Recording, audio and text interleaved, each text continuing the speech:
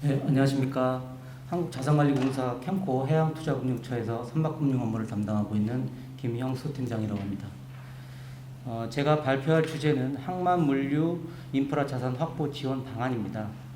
저희 캠코가 수행하고 있는 업무 중에 해운이나 항만과 관련된 업무는 사실 선박에 대한 금융 업무만 지원을 하고 있고요.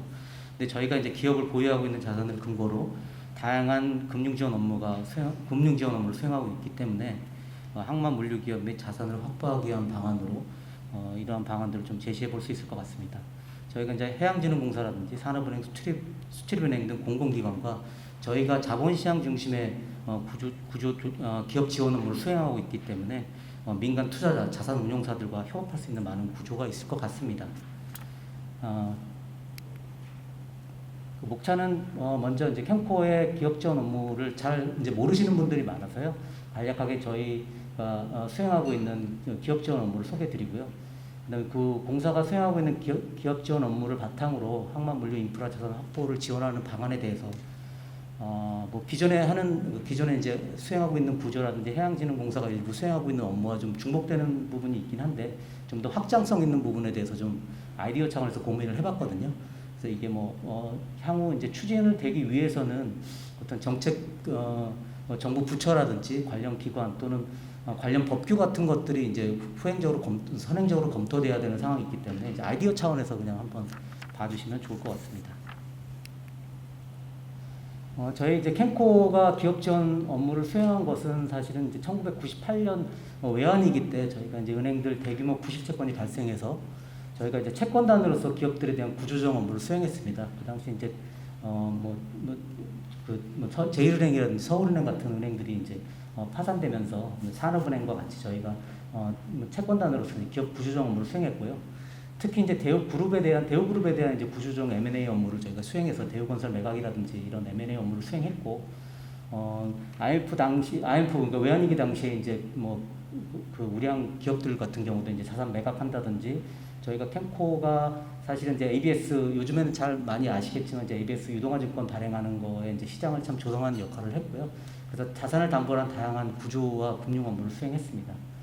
그리고 2015년부터는 이제 기업에 저희가 이제 부실채권 정리 내지는 부실 기업들의 정리 차원에서 어떤 사후적인 구조조정 업무를 수행한 것뿐만 아니라 이제 사전적으로 왜냐하면 기업들이 이제 위기에 처한다든지 하게 되면 이제 은행으로부터 금융 위기를 전이될 수 있기 때문에 그런 스피로버 효과를 이제 저희가 방지하기 위해서 사전적인 재무 구조 개선 업무를 시행하고 있고요.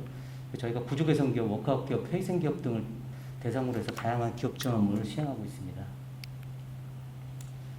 저희 지원 업무는 그 기업 지원 담당 저희가 1개 본부, 5개 부서에 약 120명의 업무를 수행하고 있고요.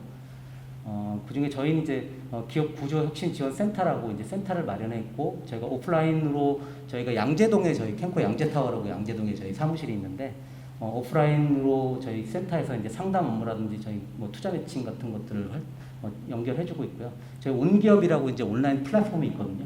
플랫폼을 통해서 이제 자산 인수하는 프로그램, 저희 또 그리고 신규 자금 지원하는 프로그램, 저희가 담보부사채라든지 DIP 금융, PF, PDF 같은 업무를 저희가 그런 구조 업무를 좀 수행하고 있기 때문에 이런 부분을 이제 필요로 하는 기업들과 그다음에 저희 그 금융 상품과 필요한 저희가 이제 어떤 펀드 형태로 구조를 만들기 때문에 자산 운용사들이나 투자자들과 함께 많은 협업 방안이 나올 수 있을 것 같습니다.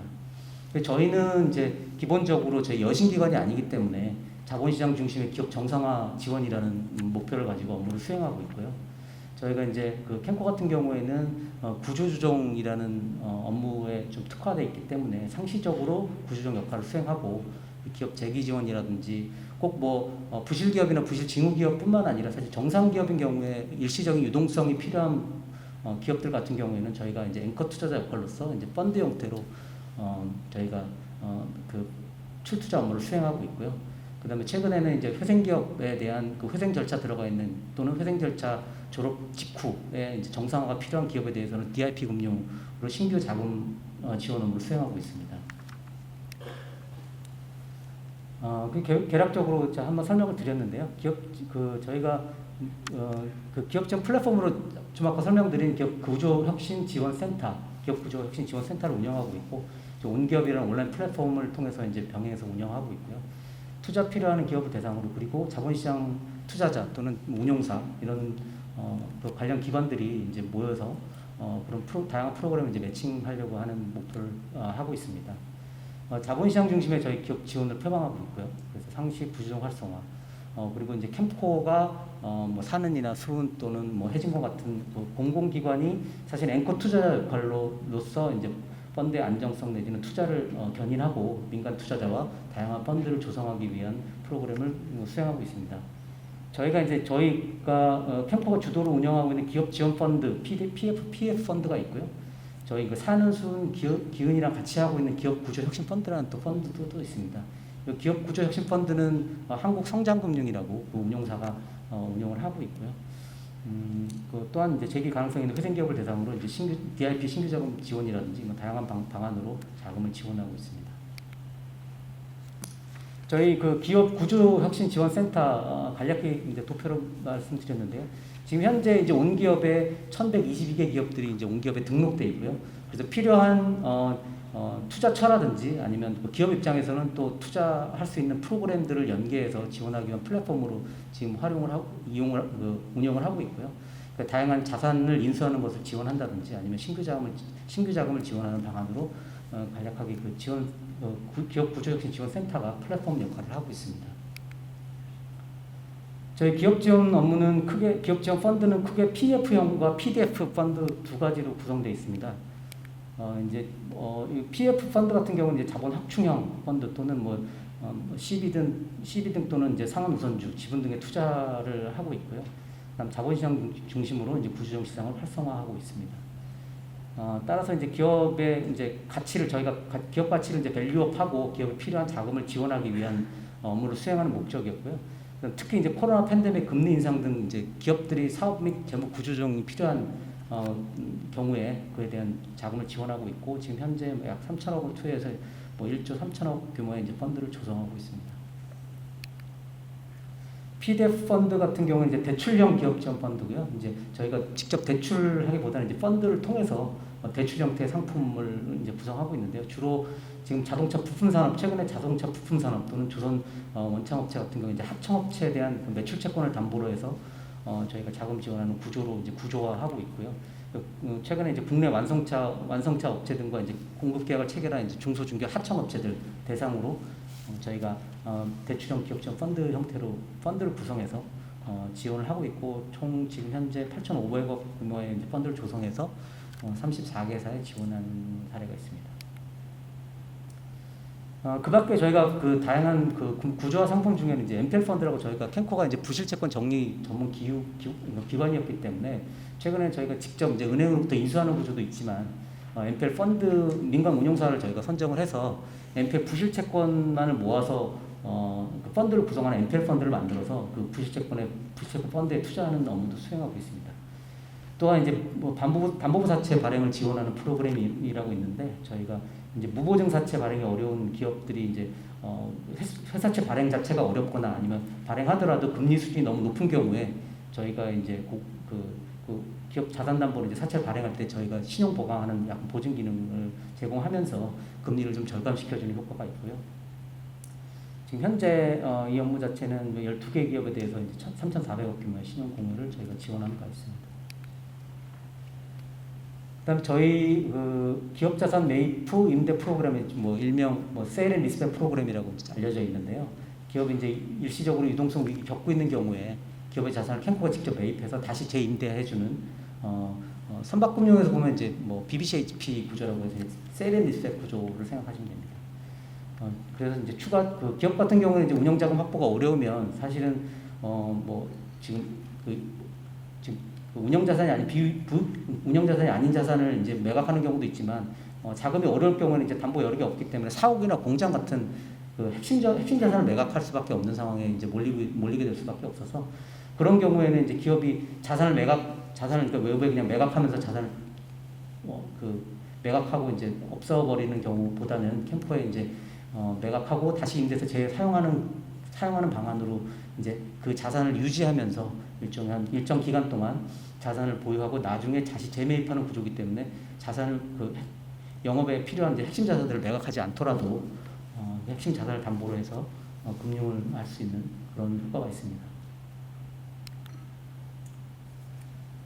그래서 저희 이제 셀앤스펙 프로그램 같은 경우에는 지금 구성을 보면 저희 현재까지 매입한 전체 이제 구성을 보면 90% 이상이 사실 일반 공장 또는 산업단지 내에 있는 공장으로 구성되어 있습니다. 자산 규모 같은 경우도 90% 이상이 중견 기업으로 구성되어 있고요.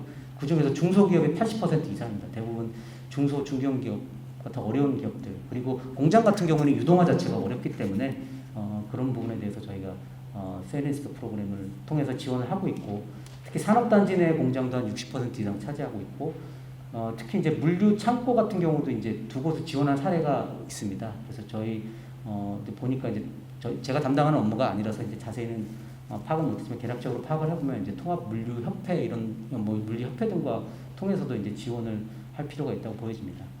그래서 이쪽 물류 쪽이나 이 산단 쪽에 저희가 착안해서 사실은 해양진흥공사는 이제 항만 배후단지나 항만 부분에 대한 투자가 역할이기 때문에 보통 지금 저희 이제 물류 같은 경우는 항만과 물류가 이 접점에 있거나 산단 물류 항만이 이렇게 접점에 있거나 이렇게 겹쳐져 있거나 아니면 분리돼 있거나, 그다음 관할하는 부처도 국토해양부하고 국토교통부하고 해양수산부하고 구분되어 있기 때문에 이런 부분에 사실은 약간 공백이 있을 수 있거든요. 그래서 그런 부분에서 착안해서 사실 해양진흥공사의 이제 항만 배후단지와 저희 물류 쪽이나 이런 쪽에 투자했던 부분을 좀 결합하면 좀 좋은 협업 방안으로 좋은 방안이 나오지 않을까 좀 생각을 해봤습니다.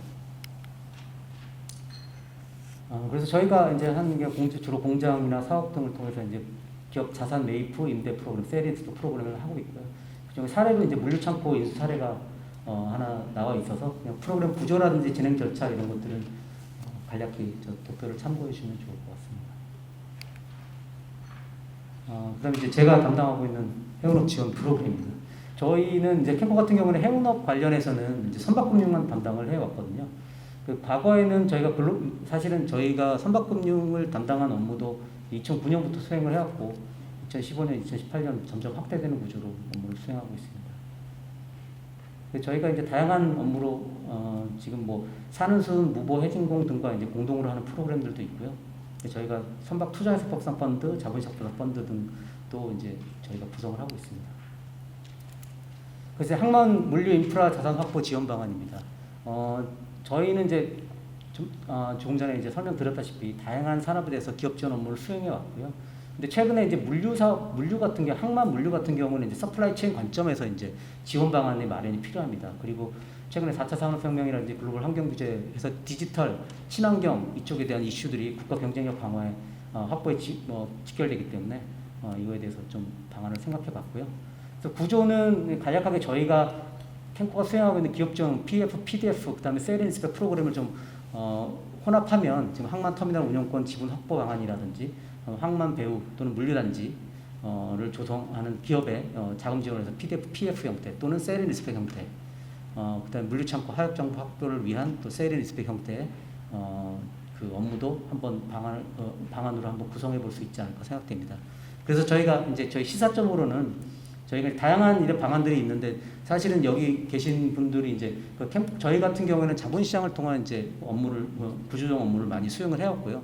지금 산업은행, 수출입은행, 해진공, 캠코 같은 공공기관들이 사실은 앵커 투자자 역할을 수행해야 일부 지금 특히 항만 물류 같은 인프라 쪽은 민간 자본만으로는 좀 한계가 있는 부분이 있을 수 있습니다. 그래서 그런 부분은 민간 운용사라든지 민간 투자자들이 같이 공동으로 참여해서 앵커 투자자와 민간 투자자가 공동 협업하는 방안이 같이 결합된다면 시너지 효과를 창출할 수 있을 것 같아서 이렇게 한번 아이디어를 한번 제안해봤고요. 이게 뭐 실현 가능성이 있을지 모르겠지만 이제 필요하면 관련 정부 부처, 저희 뭐 관련 부처도 있고 뭐 해양진흥공사 관련 부처도 있으니까 부처 간에 저희가 필요하면은 사업 제안 같은 걸 해봐서 사업이 현실화될 수 있었으면 하는 바람으로 이렇게 한번 아이디어를 구성해봤습니다. 이상 발표를 마치도록 하겠습니다.